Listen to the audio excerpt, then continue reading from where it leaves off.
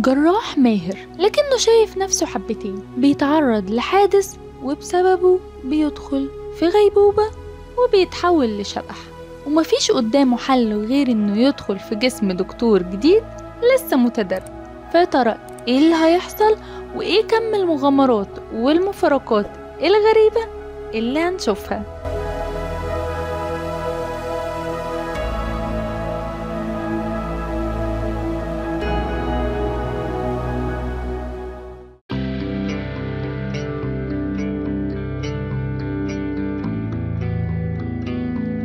مسلسل جوست دكتور هو لمحب الأعمال الطبية وكمان الكوميدية مع لمحة غموض، يعني باختصار كده هو ميكس ما بين كذا تصنيف، فمش هتحس بالملل وانت بتشوفه. ولو بصينا على أبطال المسلسل هنلاقيهم من أكتر الممثلين المحبوبة في كوريا، وهم كيم بام، والأشهر مسلسلاته بويز أوفر فلاورز وجونج جاي هون.